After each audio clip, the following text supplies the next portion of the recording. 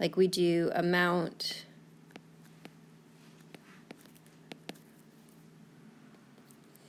percent base. And when it comes to these change problems, I always remember that amount is for after and base is for before, right? Because amount starts with A and base starts with B. And so this is like after the raise. And this is before the raise.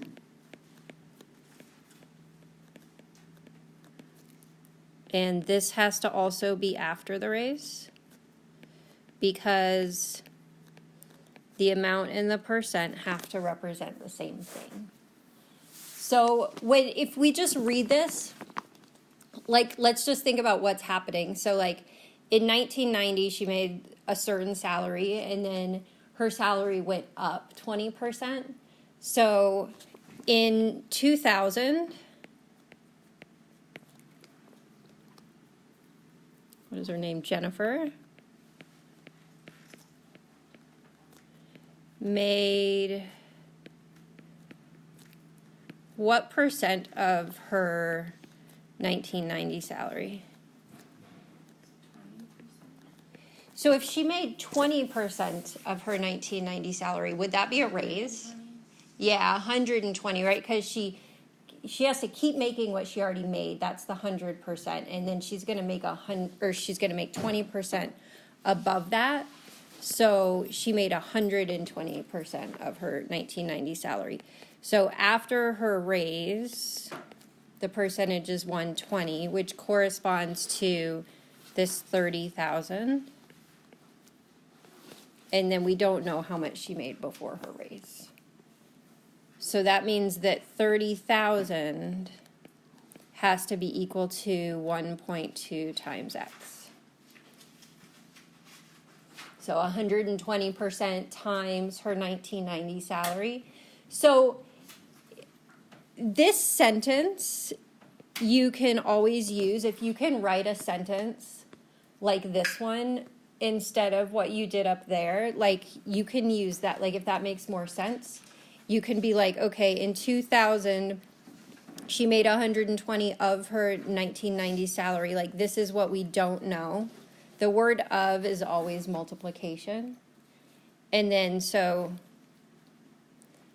I could have written this in a different way that made it a little easier to translate. But this is what she's making now.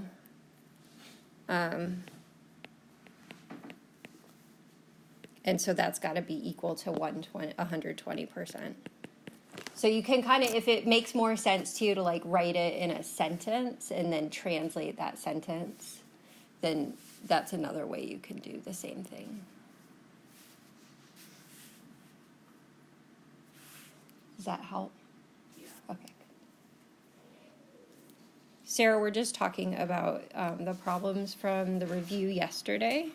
And the answers are right here if you real quick want to just check those against what you did. And I do have a full key that I'll give you guys after we do these ones in class. I find that when I give people the key and they check it and it's not right, they just kind of like change it instead of really thinking about it. And yeah. 40.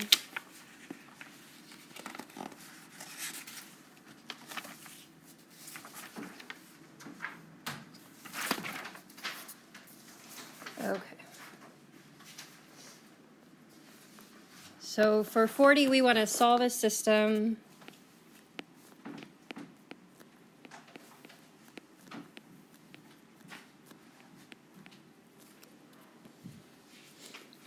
and we have x plus 8y equals negative 34.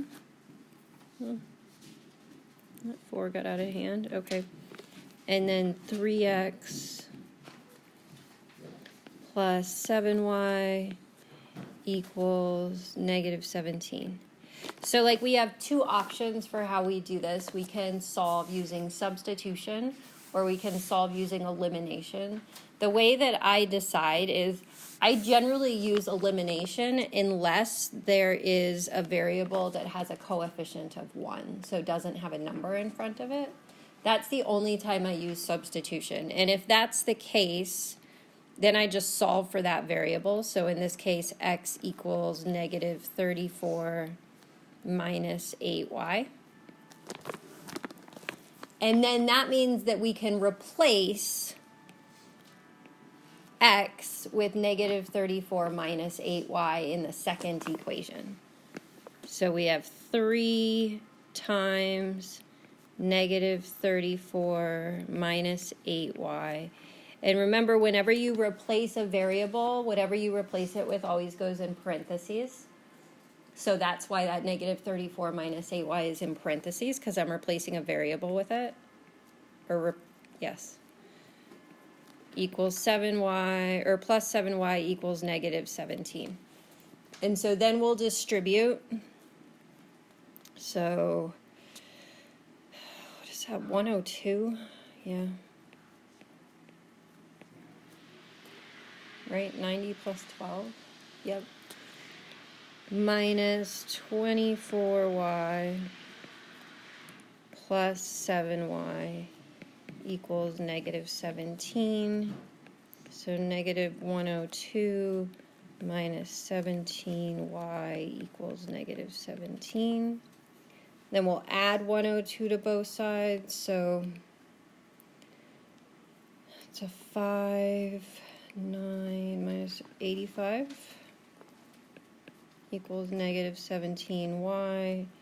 And so y equals negative 5.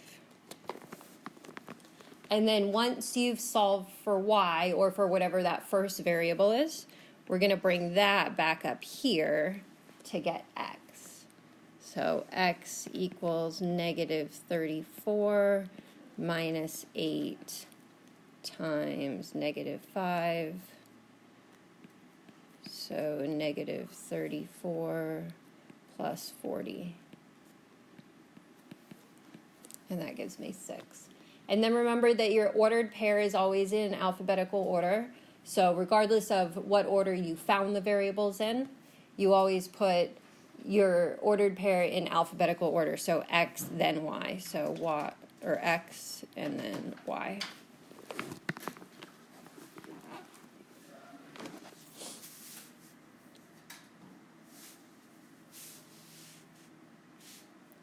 Do you guys want to do it with elimination also, so you can see what elimination looks like, or do you guys remember elimination? Okay.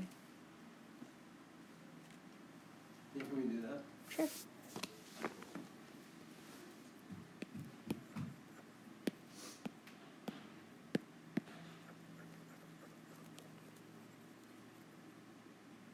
Because you can always use either one. It's just that one is sometimes more efficient than the other.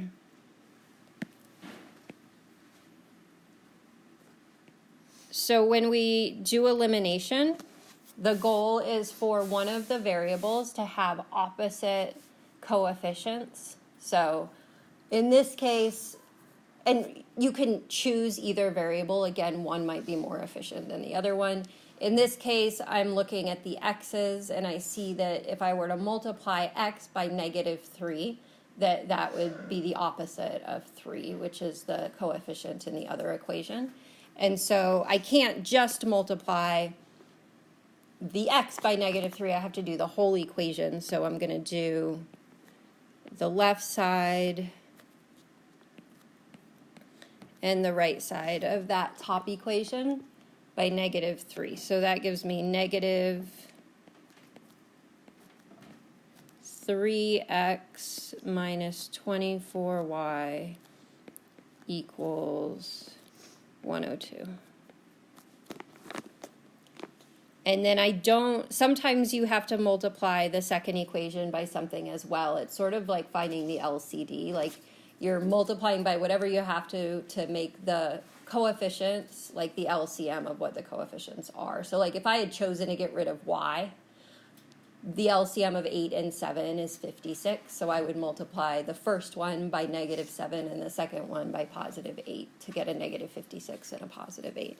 But in this case, it was fairly simple to just get that negative 3 there.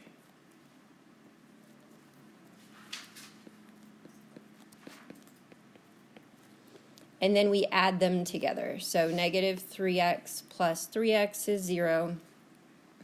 Negative 24y plus 7y is negative 17y. And then 102 minus 17 is 85. And you can kind of see, if you compare this to what we did when we solved by substitution, we like end up basically with the same equation that we ended up with the first time, right? We had that negative 17y equals 85. And then we solve that and get our negative 5. And then we plug that into either of the equations to solve for x. So if I do this original equation here, I have x plus 8 times negative 5 equals negative 34. So x minus 40 equals negative 34, which gives me x equals 6 again.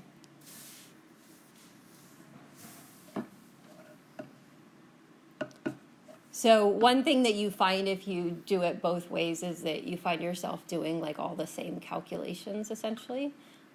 They just sort of show up in a different way, I guess. That's one thing I used to do when I was studying for tests. Like when I learned how to solve systems, is I would solve every single equation or every single system both ways. So then you can check. If you don't get the same thing, then you know you made a mistake and you can try it a third time. To see if you can find your mistake. I used to do that on tests too, just because it's always nice to be able to kind of check your work when you're taking a test. Any other ones? What is that called? Go ahead. Like, what is what probably called? Late to the game, to be honest. No, you're fine. Well, like, why can you do that? Why can you just say, let's just throw in a negative 3 and then, because it's completely different numbers, you know? Like. Yeah, so the reason that you can do the first step where we multiplied by negative 3 is because x plus 8y equals negative 34 is just an equation. Just like any other equation that we solve. And when we solve equations, we do the same operation to both sides of the equation, right? So remember, equations are like those scales in science class. And if you make both sides twice as big, it's still even, right? Okay. So, and then the reason that we can add two equations together is that if these two things are equal, then when I add negative 17 to the right side and I add 3x plus 7y to the left side of the first equation, I'm really adding the same thing to both sides because those two things are equal. And so I'm allowed to do that too. It is fun, right? It's one of those things people don't talk about a lot, why you can add two equations together, but it's kind of cool that you can do it. Oh, I get it. It's supposed to make me know. Yeah. Good. Any other questions on our final review problems? Sarah, you good? Okay, so we're going to switch gears a little bit and talk about the last way we have to solve quadratic equations, and then we'll come back and do a few more problems from our final review, just like we did yesterday. So let's go back to yesterday's notes.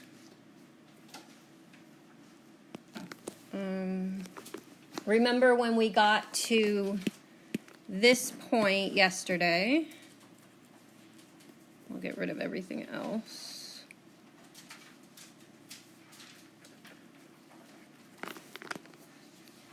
So we looked at this example, and we noted that it can't be factored, right? So there's no numbers that multiply to 9 and add to 3. And then we also noted that we can't use the square root property, right? Because if we try to get the constant alone on one side, the left side is not a perfect square, right? We can't take the square root to get x. And if we got x squared alone on one side, we don't have a constant on the other. So we can't write this in the form like something squared equals a constant. There is a way to do it. It's called completing the square, which we used to talk about in this class, but they stopped really doing it in 121.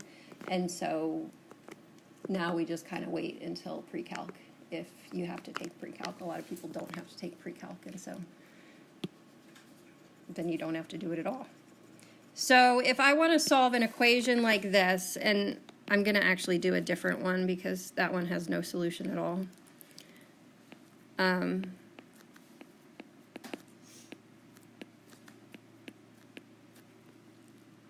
Let's do 3x squared plus 8x minus 2 equals 0. So we're in that same situation here. So if I try to factor this, which is should always be your first attempt at solving, we have AC equals -6, B equals 8. I would need a positive and a negative. And we can see that since the biggest factor of 6 is 6, and the other one has to be negative, that there's no way we could get up to 8, right? Because when we add a positive and a negative, we're going to get less than the larger factor. And since the largest factor of 6 is 6, there's no way you're ever going to get 8. So we can't factor. And then, like we said with the other one, we can't solve using the square root property, because if I got the constant on one side, then I don't have x squared alone on the other side. And if I got x squared alone on one side, I would have an x on the other side. It wouldn't be a constant. And so what we're going to use is called the quadratic formula.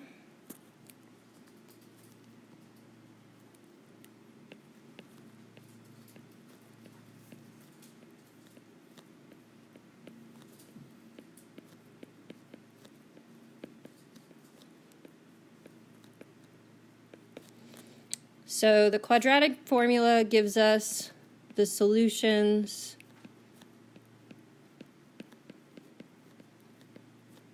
to ax squared plus bx plus c equals 0. And the quadratic formula looks pretty complex, but it actually wasn't really a very impressive mathematical feat.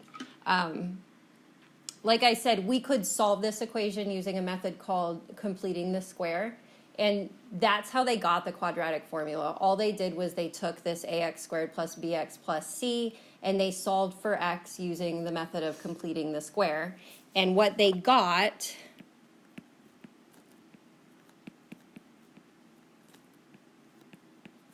was x equals the opposite of b plus or minus the square root of b squared minus 4 times a times c all over 2a. And if I showed you guys how to complete the square, the process of getting to that point is all math that you guys already know how to do. Like I said, it's not like no math genius came up with this, which is why it's not named after anybody. Anytime a mathematical formula or rule is super impressive, they always give it somebody's name. So since this wasn't named after an old white dude, it must not have been that exciting. So it's kind of cool. Like I usually do, like when we taught completing the square, I would do it with you guys. But it's kind of cool to look at. If you ever want to Google how to derive the quadratic formula, it's all math that you guys know how to do. Like it's all just algebraic manipulation of that equation. And so what we end up with is a formula where I can take the coefficients of my variables, so the coefficients in my polynomial, and plug them into this formula, then use the order of operations to simplify the right side of it, and then that gives me the solutions of the equation. So we're going to go through the process of simplifying this, because that's actually like the most complex part, is just trying to like simplify that big fraction. So the first thing we're going to do is identify what A, B, and C are. So we have A equals 3, B equals 8, and C equals -2. I always write those down explicitly to make sure I get my signs right. I've seen some people do this, like this bit, like where they go A, B, C, but I find that often they end up saying that C is 2 when they do that, like losing that negative sign. So I always just write them out. And so now we're going to plug and chug. So we're just going to replace all the A's in that formula with our A, and the B's with our B, and the C's with our C. Remember that anytime you replace a variable with a number or with anything else, you put it in parentheses. So we've got x equals, don't forget your x equals, because this is the solution to an equation, the opposite of B plus or minus the square root of B squared minus 4 times A times C all over, that is a horrible line, all over 2 times A. A few things to notice about this formula is that the only thing under the radical is that B squared minus 4AC. It doesn't go over anything in the denominator. And notice that the negative B plus or minus that radical, it's all over 2A. So sometimes as people are working with this, like that fraction bar gets shorter and shorter and shorter, and like all of a sudden they have like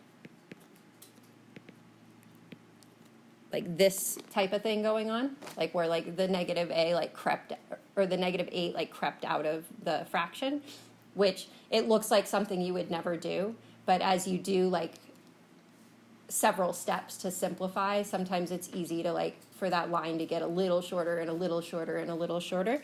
So you just want to be really careful that you maintain the entire expression all the way through simplifying, and that you're careful about what is and isn't in the numerator and denominator. So to simplify this,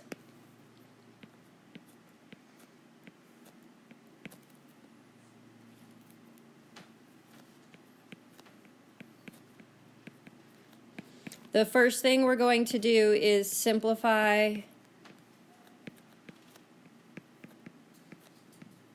the expression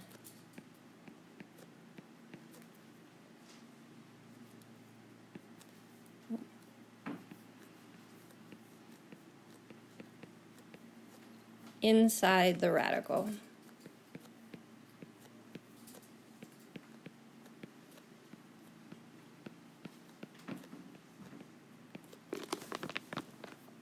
So just that B squared minus 4AC, it actually has a name. It's called the discriminant of the equation. It tells us how many solutions the equation has. You can figure it out without even solving the equation. But we're going to simplify that whole thing just using order of operations. So in this case, we have 8 squared, which is 64.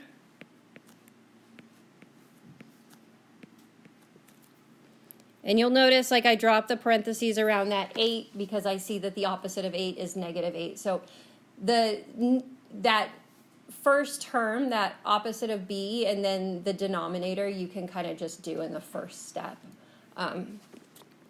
It's really the radical that is the tricky part. So we've got 64. And then when it comes to signs, this is where mistakes get made, is with the signs in the minus 4AC. What I do is I count the negative signs. So including that subtraction. So in this case, there are 2 negative signs. which means that this is going to be addition. If there's only one, again, including that subtraction, if there's only one, it's going to be subtraction. And if there's three, it will also be subtraction. So if you just count them and then ignore them, 4 times 3 times 2 is 24. Does that make sense with the signs? Okay. And then all of that, I cannot make a straight line. All of that over 6. And again, like the denominator is not related to anything going on in the numerator, so I just did the 2 times 3 whenever. So we end up with x equals -8 plus or minus the square root of 88 over 6. So that's just the first step of simplifying under the radical. The next step is to simplify the radical itself.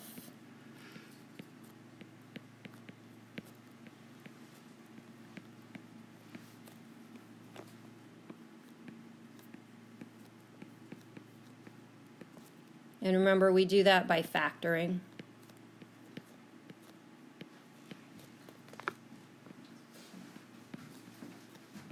And taking the square root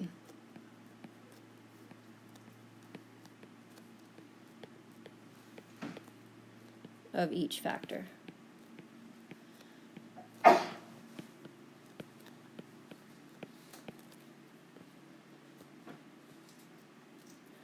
So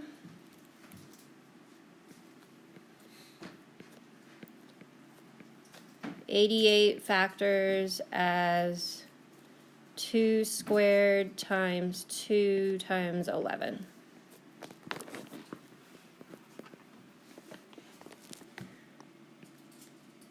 All over 6.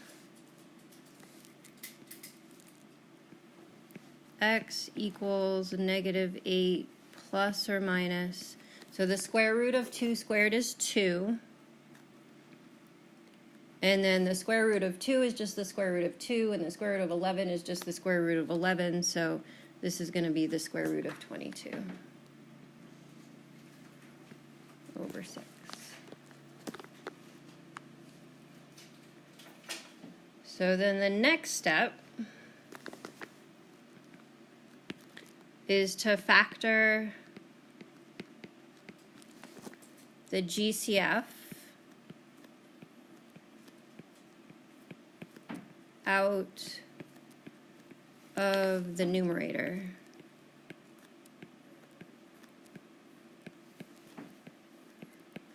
And we saw a little bit of this when we were rationalizing denominators, where we said, okay, these two coefficients, we're looking for common factors. So this is similar to trying to factor -8 plus 2x, right? We're looking to see if those coefficients have a common factor. Do they? Yes. Yeah, they have a common factor of 2, so we're going to factor that out. We have 2 times -4 plus or minus the square root of 22.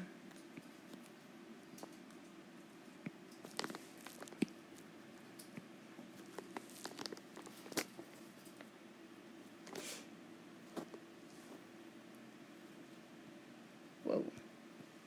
And then the last thing we're going to do is cancel any factors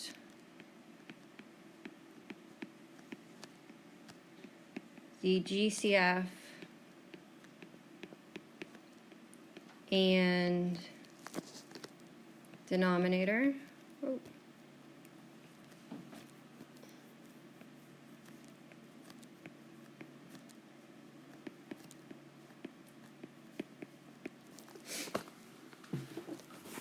Have in common.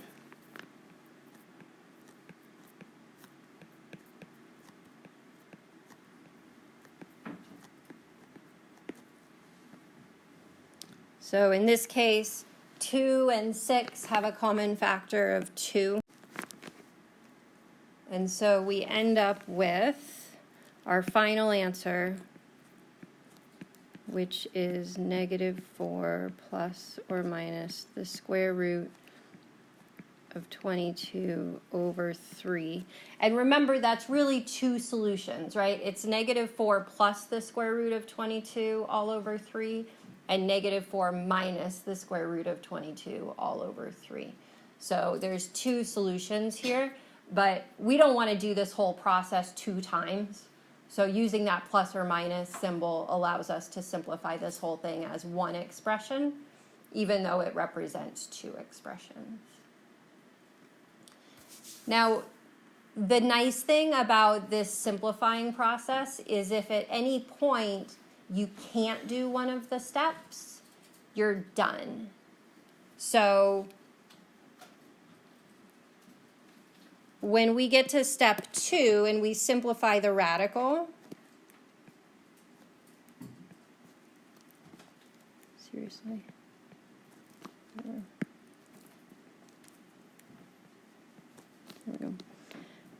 That's what gets us this 2 outside the radical, right?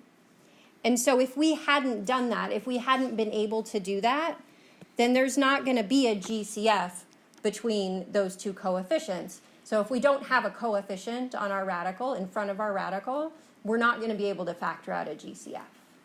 And so if we can't simplify the radical by taking anything out, then we're not going to be able to do the next step. And the same thing is true here. If there is no GCF to factor out, well, then there can't be any common factors between the GCF and the denominator, right? So if I can't factor a GCF out, then I can't cancel any factors that the GCF and the denominator have in common. So if at any point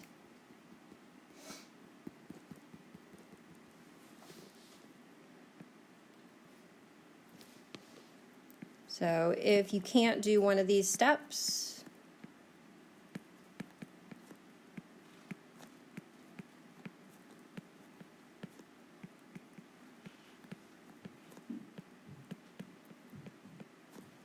you are done.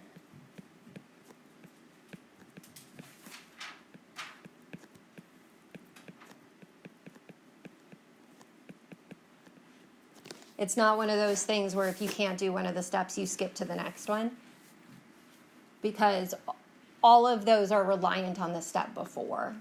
So once you get to a point where you can't simplify, then you just stop. You don't skip and try to do the next one. Remembering that will, I'm sorry, I don't know where this 3 went. Maybe I never wrote it.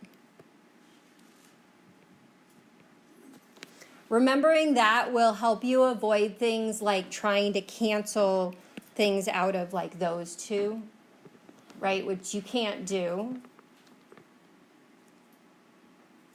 You can't do any canceling on the top and the bottom until you factor a GCF out. So if you remember that if you can't factor a GCF out, you should just stop, then that'll help you like not try to cancel things that you can't cancel. Questions?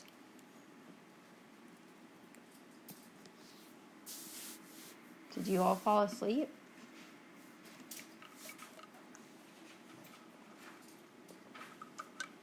You ready to try one? Mm-hmm. Okay.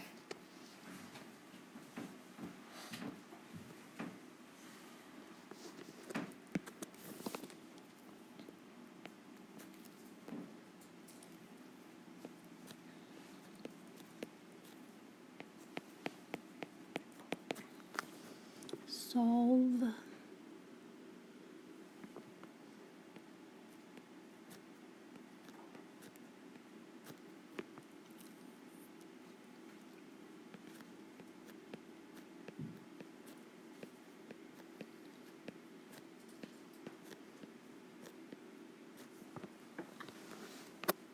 Before you start, what do you think the first thing you have to do is?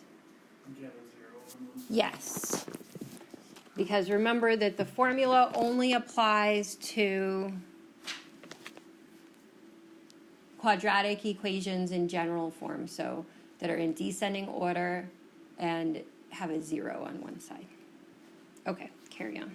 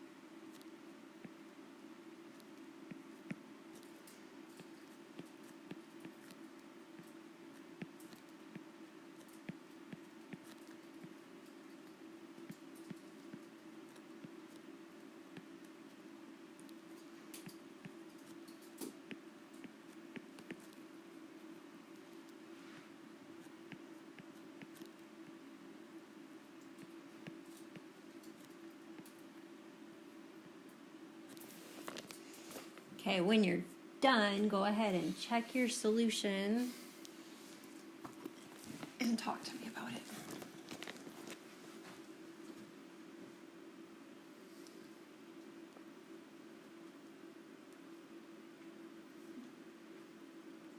That one felt okay.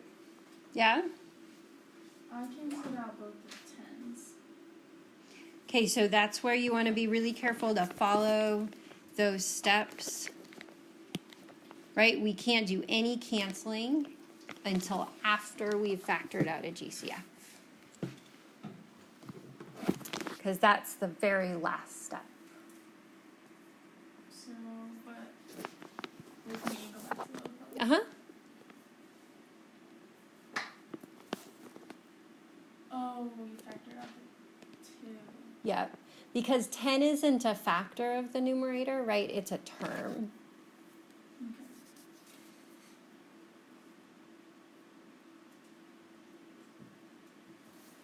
Other questions? So that's your final answer? Yes. Why couldn't you cancel out the 5s?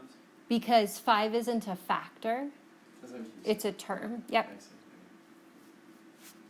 So that's why when you do that canceling in the last step, you only look at the GCF and the denominator. Like everything in the parentheses at that point is off limits.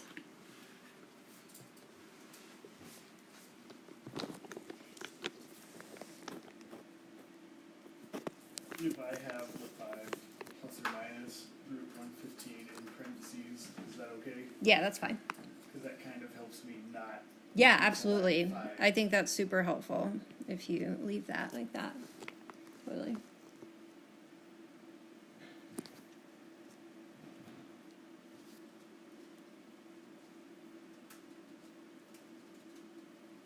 Okay, let's do some application problems, shall we?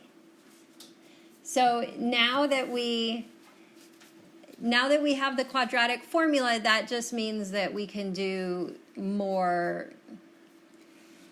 I mean, I shouldn't say the ones we've been doing are unrealistic, but they're carefully crafted so that you can solve them all by factoring. So in the real world, every time you get an application that results in a quadratic equation, you're not necessarily going to be able to factor to solve. So we're just going to do the same types of applications we've been doing, both yesterday and then a couple weeks ago when we solved quadratic applications. We just will remember that the possibility exists that we're going to end up with something that we can't factor at the end, and we'll have to use a different means to solve the equation. So let's start with something involving a ladder. Where did that from? Oh, there it is.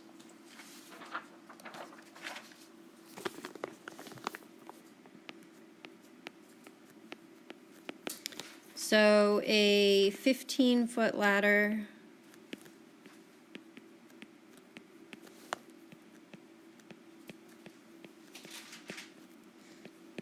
is leaning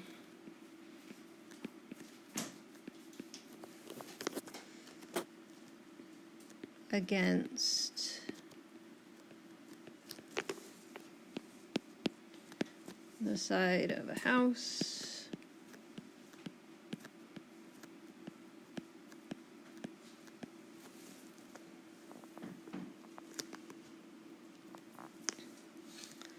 So that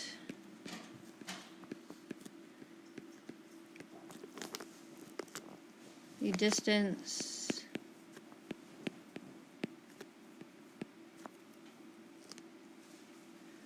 from the house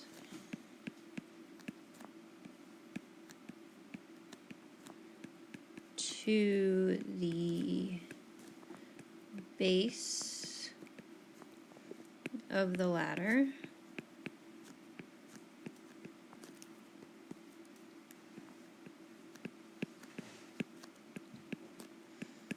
is 2 feet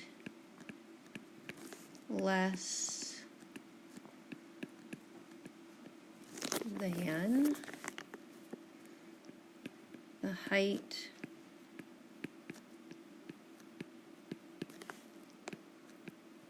of the top of the ladder.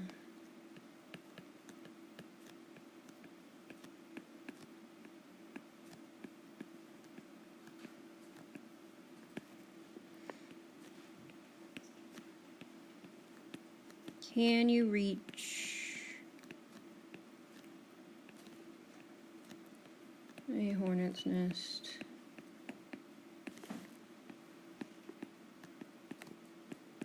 that is 13 feet off the ground? Now we have to make a couple of assumptions in order for this not to be too complex. Like, let's pretend you're a total ninny and that you refuse to have any part of your body like above the top of the ladder. Because we don't want to have to factor in like how high you are above the top of the ladder and the whole thing, right? So when we ask if we can reach the hornet's nest, we're really asking if the top of the ladder reaches the hornet's nest. Does that make sense? Okay, what should I do first? What do I need to find, I guess? So sometimes we end up with questions where like the answer is not a number, right? Like this is a yes or no question. but we have to figure out, like, the first thing to determine is, like, what measurement, so what number is going to help us answer that question. So what is it that we actually need to find to answer the yes or no question? 13-foot. Well, so we know that 13 feet is the height of the hornet's nest, right? Which means if the top of the ladder is 13 feet or more off the ground, we can reach it, right? So the only place we're going to actually use this 13 is for comparison. So what should we find to compare to that 13? Just what the triangle would be. Yeah, so just the height of that triangle, right? So that's going to tell us how high off the ground the top of the ladder is going to be. So we have our house, or the wall of our house, and then we've... Like a trick question. Why? Yeah, I just want to say 15 minus 2. Same. Oh, that is... Okay, that's very tempting. But let's look at where the 15 and the 2 really come into play. So...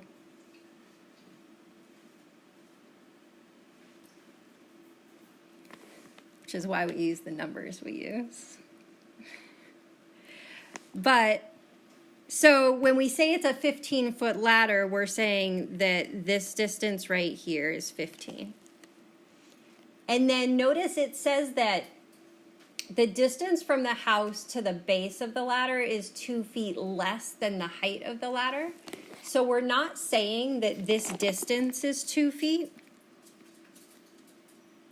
We're saying that if you know this distance, that this distance is 2 less than that. Does that make sense? Yeah.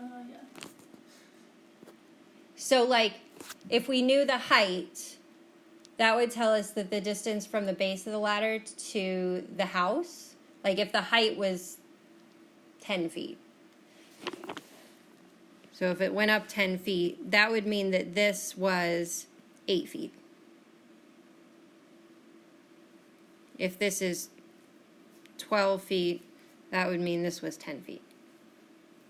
So that 2 isn't actually like a measurement so much as it is, it's sort of like when we did like the consecutive integers yesterday, right? And we talked about how like the integers themselves weren't like 0, 2, and 4. They were x plus 2, and x plus 4, right? And so like what the second 2 were is dependent on what the first one was. It's not that they're 2 and 4, even though we have a 2 and a 4 in there. So now we're going to solve for h. So we have h squared plus h minus 2 squared. So remember, the sum of the squares of the legs, which is what I just did, is equal to the hypotenuse squared. And so that gives me h squared plus h minus 2 times h minus 2 equals 225.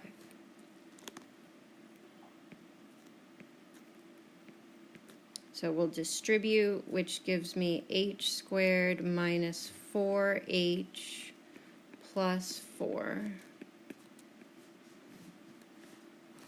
I got that minus 4h because I did h times negative 2, and then I did negative 2 times h. So I did this, and then added those together to get that middle term. And so we have 2h squared minus 4h minus 221 equals 0. So I combined my h squareds, and then I also subtracted 225 from both sides.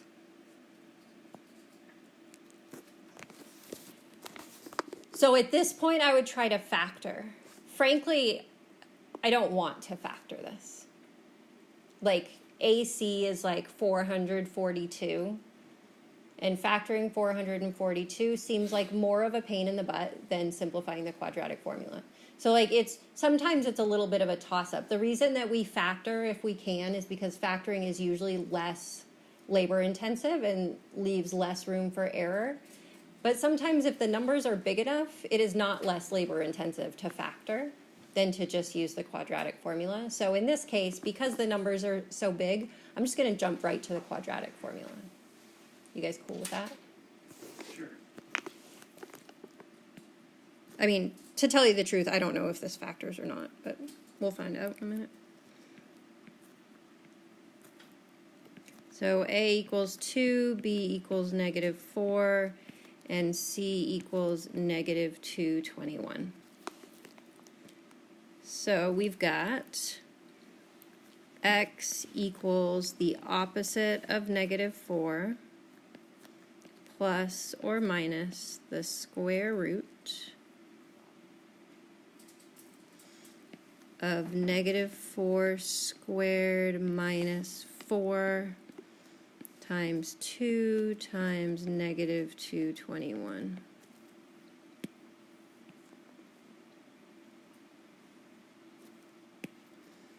And then 2 times 2.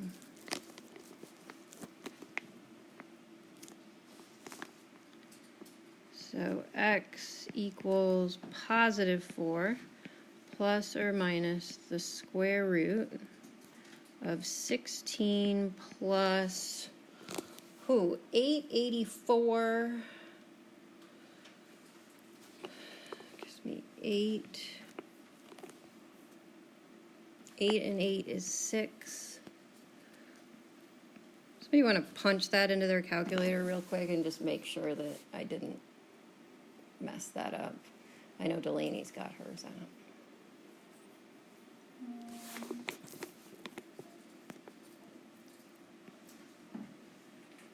No, that's right. Okay.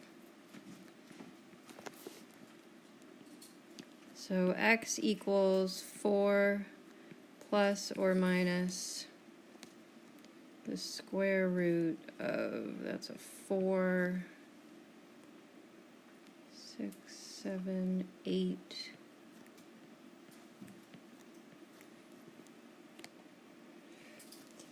And at this point, I always think it's a good idea to, in your calculator, try to take the square root of 1,784. Because if it's a perfect square, then we can save ourselves a lot of simplifying. So what do you get if you take the square root of 1,784? Decimal. A decimal. So it's not a perfect square, but hey, it was worth a shot.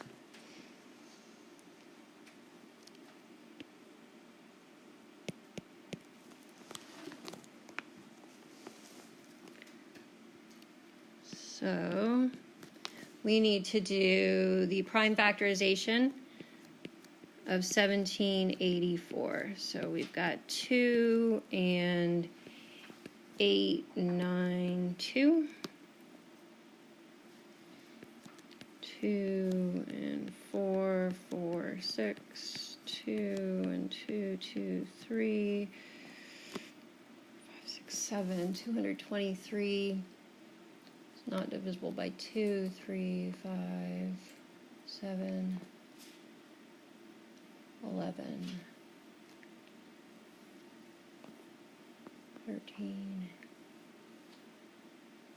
17. It's prime. Okay. Wait, 19.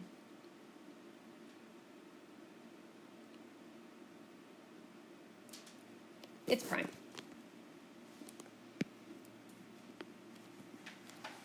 So this ends up simplifying to X equals 4 plus or minus 2 times the square root of 446 over 4.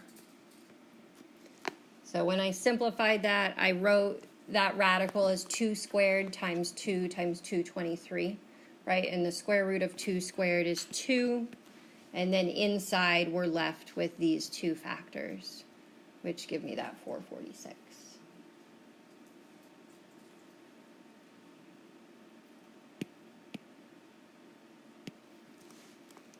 So then we'll factor out a 2.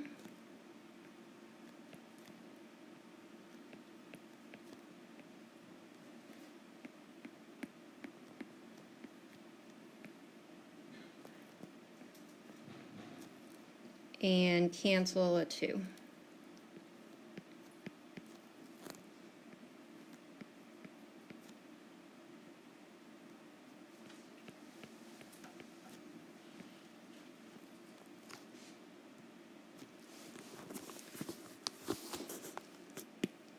I made a horrible mistake. This is not an X, it's an H.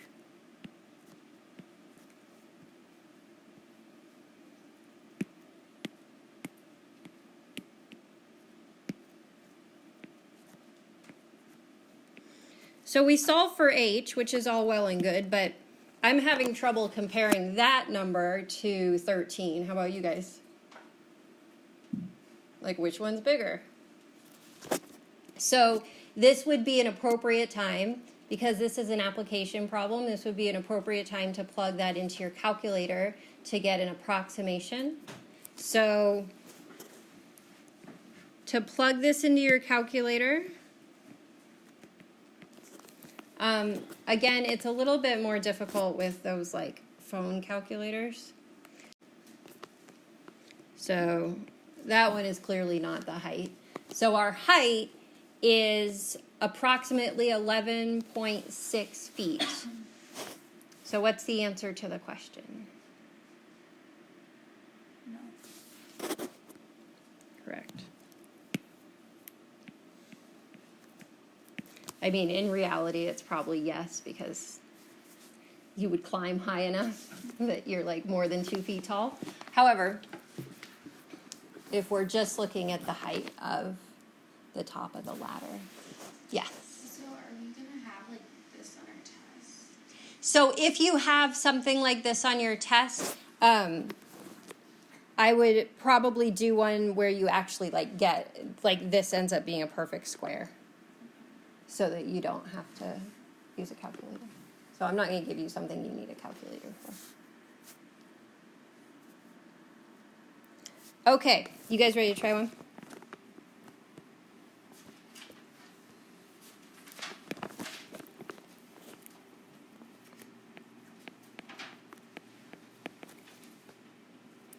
So the height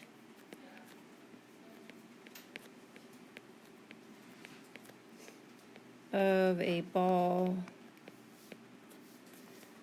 t seconds after being thrown in the air is given by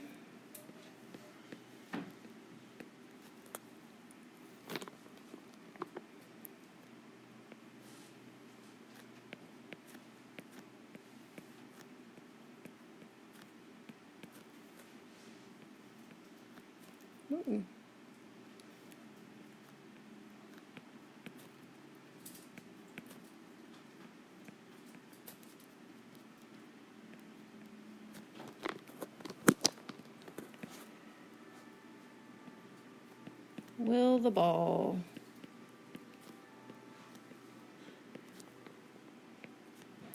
ever reach,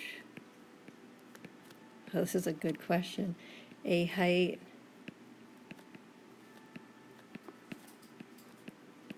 of 50 feet? If so, when?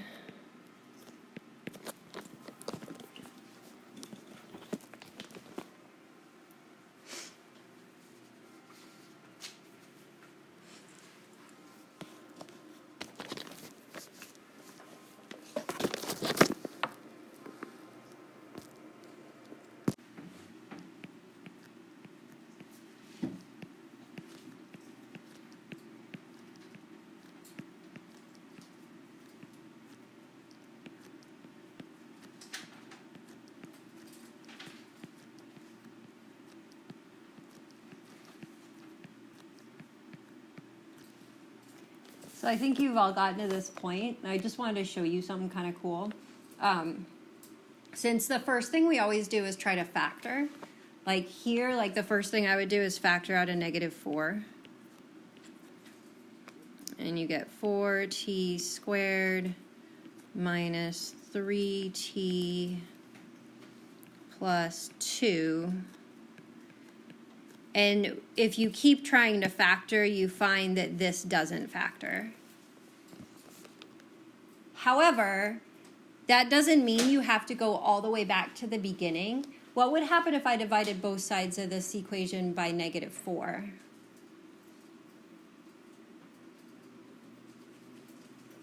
What would I get on the left? Just what's in the parentheses. Mm-hmm.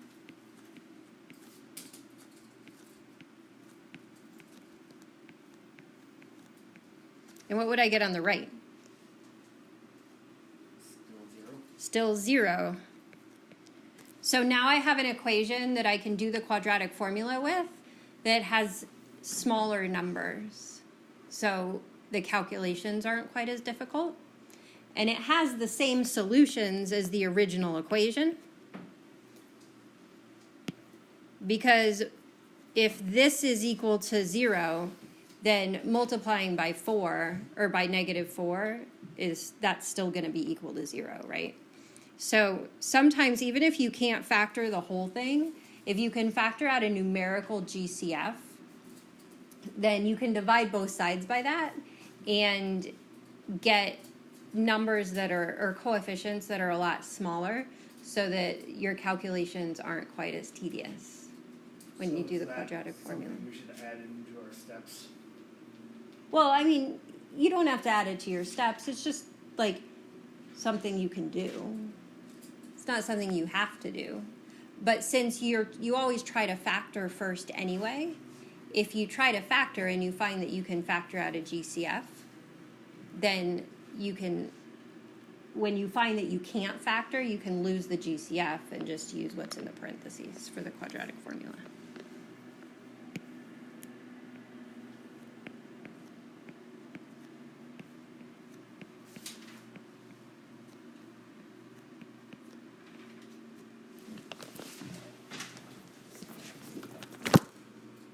I'll let you go from there.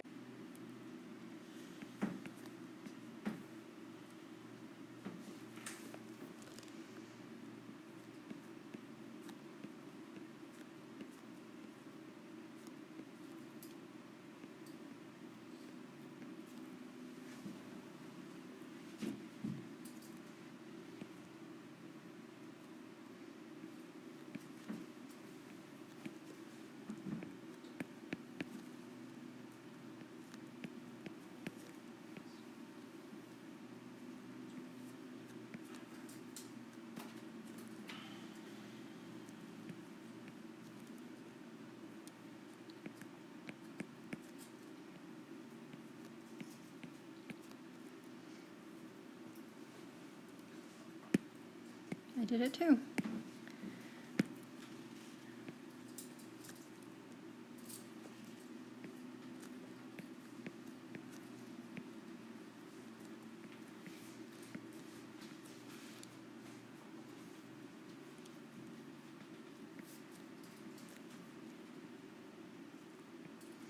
Okay, what'd you guys decide?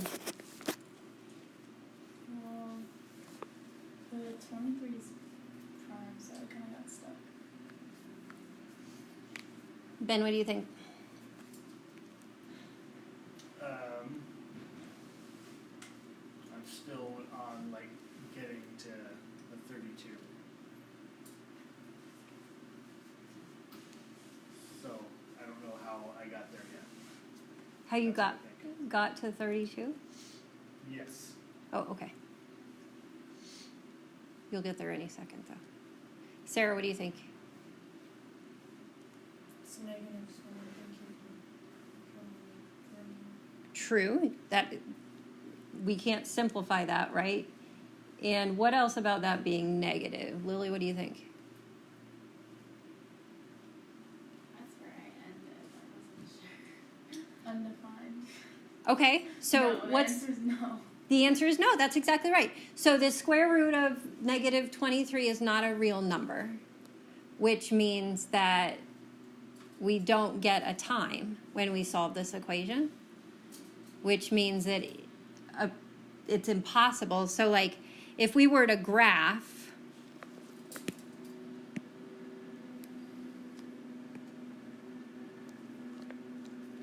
the trajectory of this ball, it would look something like, that's really ugly. It would look something like this. So where this is like time, and this is height. So every point on that graph has some t value that corresponds to it, which means that plugging in any height on that graph will correspond to some solution that's real, right? So what we did is we picked something like up here. So there's no point on the graph that has a y value of 50 because this is not real.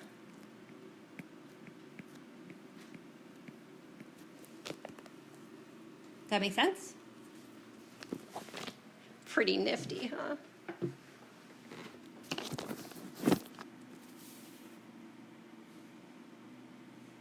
So if it had hit 50, we would have, when we solved, we would have gotten some answer like we did in the last problem.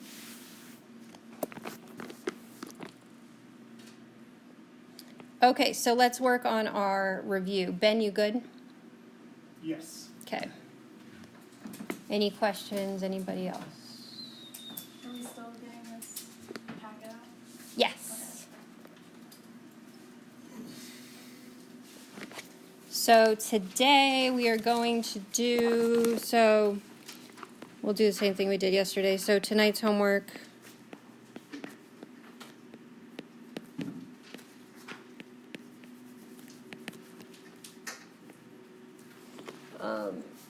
What did I call it? 8, 9, 3, 9, 5.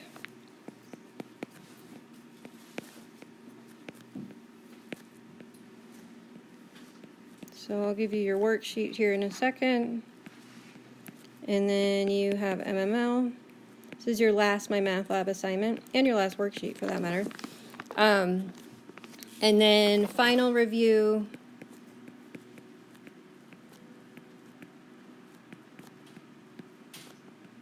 Numbers 19, 34,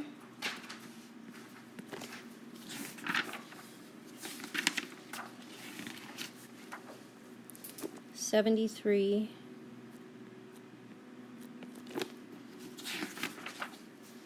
90, and 99. So go ahead and start working on your final review questions.